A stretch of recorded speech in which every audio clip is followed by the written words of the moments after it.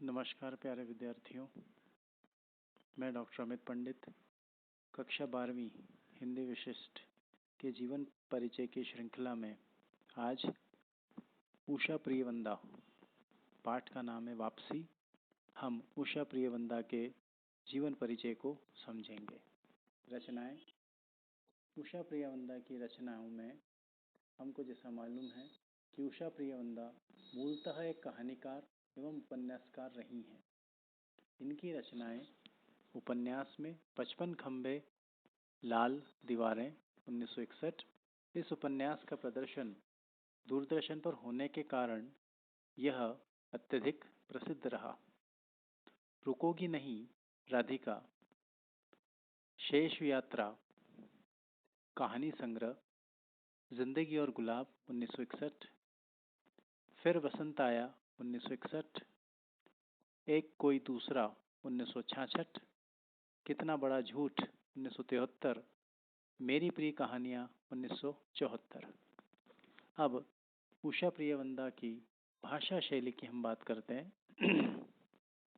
उषा प्रियवंदा ने सरल, सुस्थिर, संयत एवं बोधगम्य खड़ी बोली का प्रयोग किया है।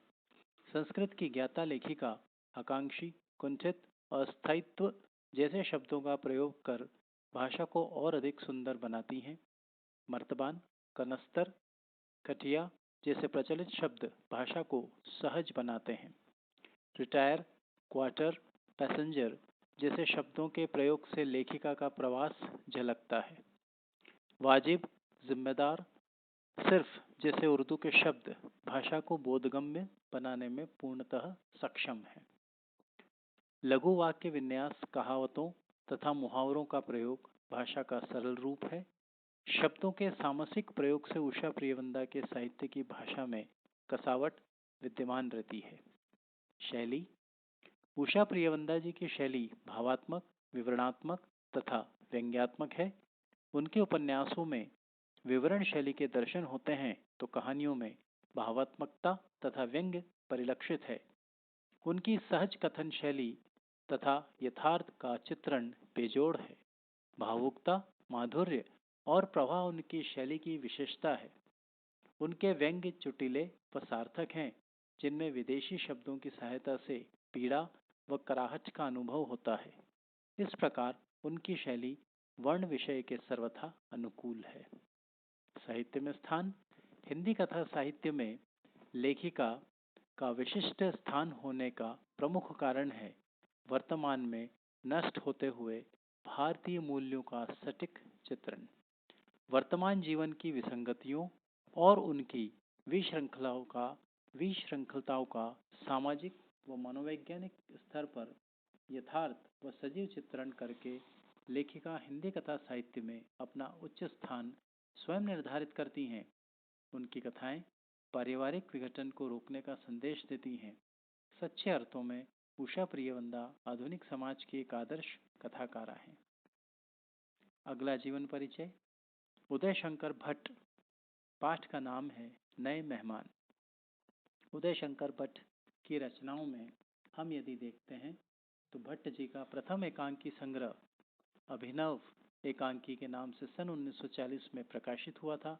इसके पश्चात इन्होंने सामाजिक, ऐतिहासिक, पौराणिक, मनोवैज्ञानिक इत्यादि अनेक विषयों पर एकांकियों की रचना की, जिनमें समस्याकांत, पर्दे के पीछे, अभिनव एकांकी, अस्तोदय, धूपशिखा, वापसी, चार एकांकी इत्यादि आपके प्रतिनिधि एकांकी संग्रह माने जाते हैं।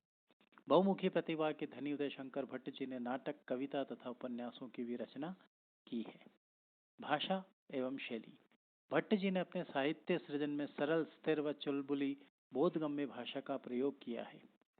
भाव व पात्रों के अनुसार उनकी भाषा का रूप बदलता रहता है। उनकी भाषा में उर्दू के शब्दों का बाहुल्य है, जैसे औफ, फायदा, बेहद, हर्ष इत्यादि। संस्कृत शब्दावली का प्रयोग यत्र तत्र दिखाई पड़ता है, जैसे गृहस्थ, सुसंस्कृति, निर्दयी इत्यादि। संवाद सरल व छोटे छोटे वाक्यों वाले हैं। भट्ट जी की लेखन शैली की एक विशेषता प्रश्नों के माध्यम से अभिव्यक्ति है, जैसे क्या छत तुम्हारे लिए है, कहो तो मैं कहूँ, क्या फायदा इत्यादि। कहीं कहीं वाक्य सुक्ति का सा आभास कराते हैं। साहित्य में स्थान। एक सफल नाटककार के रूप में अपनी विशिष्ट छवि बनाने वाले उदय शंकर भट्ट प्रख्यात एकांकीकार भी हैं। उन्होंने युग के अनुरूप चरित्र सृष्टियों की रचना की है।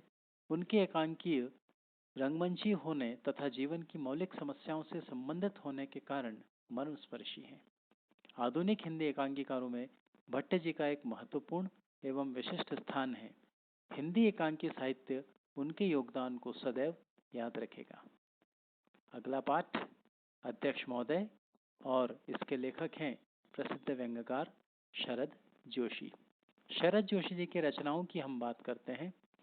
व्यंग्य रचनाएं पिछले दिनों, तिलिस्म, रहा किनारे बैठे, जीप पर सवार इल्लियां, किसी बहाने, यथासंभव, नाविक के तीर आदि प्रसिद्ध व्यंग्य संग्रह हैं।